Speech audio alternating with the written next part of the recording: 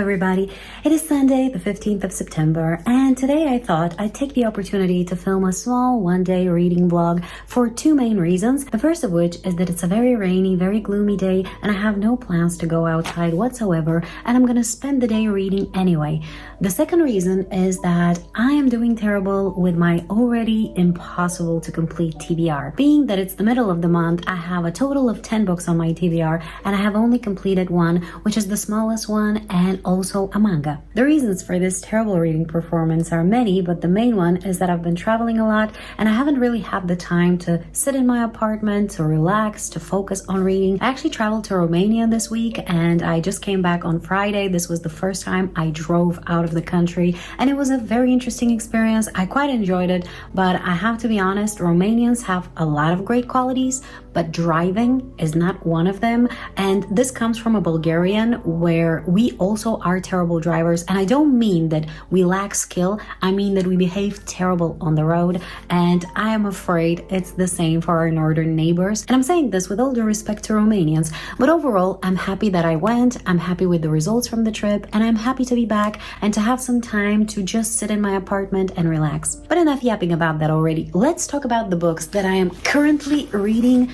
And those are no less than 4 books, all of which are fantasy, which I'm trying usually to avoid, but this time I kind of couldn't. The first of the books that I'm reading is Empire of the Damned by Jake Kristoff, which I've been reading for 2 months at this point, and I'm not very far. I think I'm about 25 to 30% into it. I'm enjoying it, but I'm not reading very often from it. I think I mentioned in a previous video that I'm only reading it on my lunch breaks, and that's why it takes so long. The other book that I'm currently reading is one of the smaller ones on my TBR this month, and that is The Justice of Kings by Richard Swan. This is an adult epic fantasy, and honestly, I'm enjoying it quite a bit. I think I'm about 40% into it. This is the book that I think I'm the furthest into. Matter of fact, I would recommend this as an autumn/winter book to read because it has these vibes. It's very gloomy, very cold, there's snow, the atmosphere is such, there's a little bit of a murder investigation, so I think this would be the perfect book to read around this time of the year. Then the next book that I'm reading is the one that I'm least into and the one that I've made the least progress into, and that is From Blood and Ash by Jennifer L. Armentrout. This is a new adult, I think, fantasy romance, and honestly,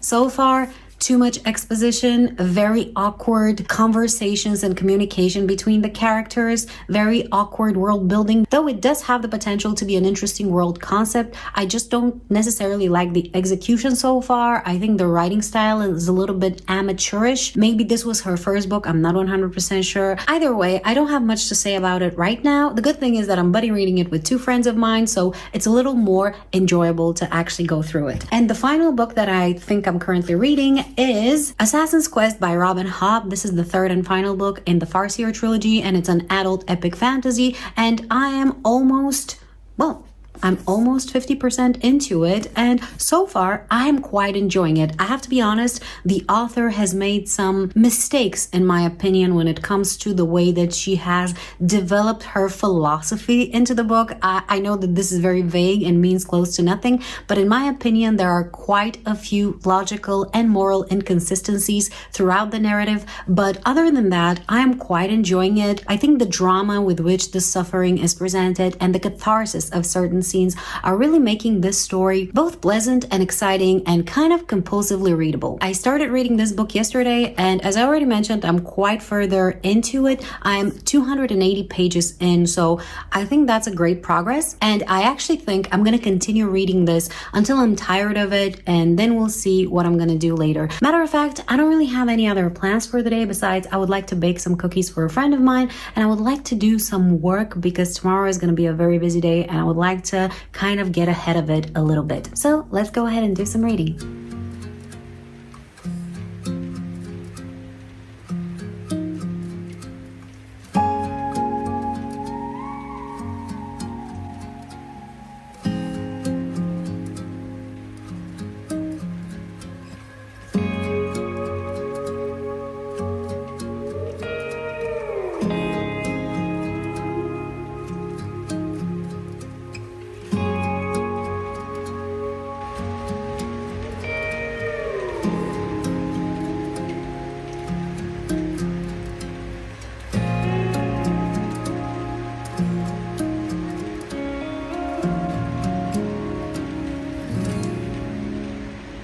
So, it is a few hours later, and I've been reading Assassin's Quest. I made quite a bit of progress. I reached page 365, and I'm having really good time with this book. I mentioned earlier that the book is very dramatic, and I still stand by that statement, but I think it's working in the favor of this book. I usually feel a little frustrated when it's so, but in this case, I think it's very well done. I also am starting to understand a little bit more about the feelings between Molly and Fitz, and I'm not as angry with her as I was at the end of book 2.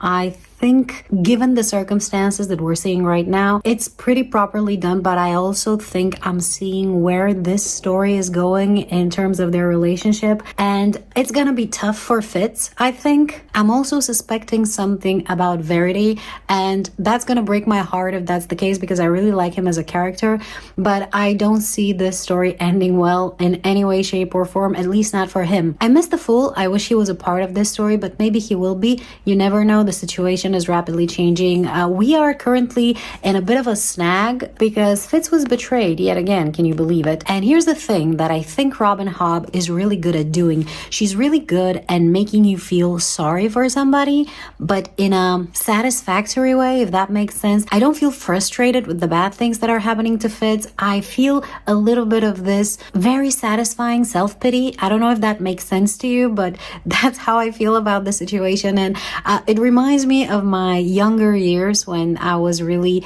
very anxious and that everything bad that happened to me was great injustice. And in this case, there are great injustices that are happening against him, which is what makes witnessing it and the anticipation of the revenge that hopefully is going to follow very, very satisfying. Oh, I also have a theory as to what is happening with the forged people from this story. I think I know, or at least have a clue as to what might be done to them to get them to be this way and what magic is involved into that. But I think I might talk about it in my monthly wrap-up once I'm done with the book and see whether I was correct or not. I don't know if this is going to be revealed at the end of this book or if it's going to continue for the overall realm of the Elderlings world. Jesus, that was a difficult thing to say. But yeah, this is where we stand so far. I am dressed warmly because I'm going to go outside as much as I didn't want to. I have to go to the store, pick up some stuff, and then I'm going to come back, bake some cookies, and then I'm going to continue reading.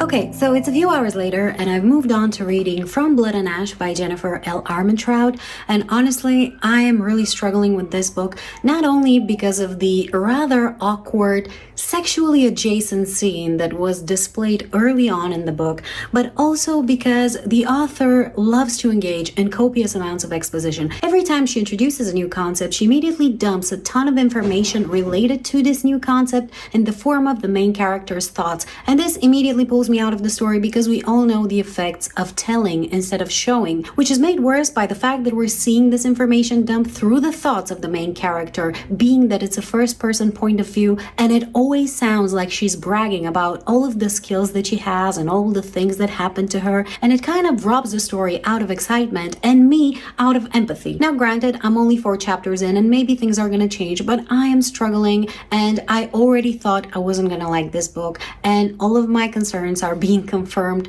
at least so far. I am going to continue though. I'm not going to give up on it just yet because, as I mentioned, I kind of convinced my friends, and by kind of I mean entirely convinced my friends to read this book with me, so I'm not just gonna leave them to suffer on their own, and maybe things are gonna get better. I still have hope. This wouldn't be the first book that had a rough start and then got better, and just because it's fantasy romance, I shouldn't just dismiss it immediately. We all know that I have a bias against fantasy romances or romance books in general, and I think it'll do me good to remember this. I'm gonna continue reading this and update you a little bit later.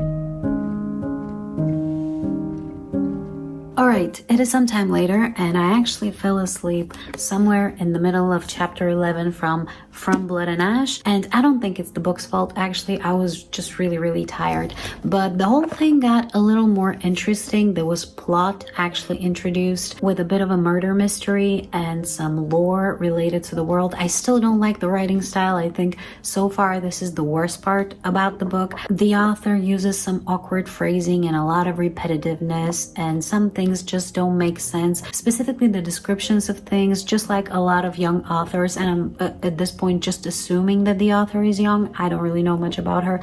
I could Google her, but not right now. But it's a mistake that I've noticed a lot of young authors making, where they try to be descriptive using metaphors that don't necessarily make sense. And of course there's still the exposition that really gives me the feeling that the story has started some time ago and I'm entering in the middle of it, and I really don't like it. I'm not particularly attached to any of the characters, especially our main character. There's nothing particularly infuriating about her, but I just get the feeling that she's slightly too Mary Sue-ish. I like my main characters to have flaws without necessarily acting stupid, which is another mistake a lot of young authors make. When they try to introduce flaws, they immediately go for stupidity and brashness. And while I don't think those things should be completely avoided, I think there's a lot of other things that we can go to when introducing a character in order to get the reader to empathize and care and root for the main character. Anyway, I am really tired, so I think I'm just gonna go brush my teeth and go to bed.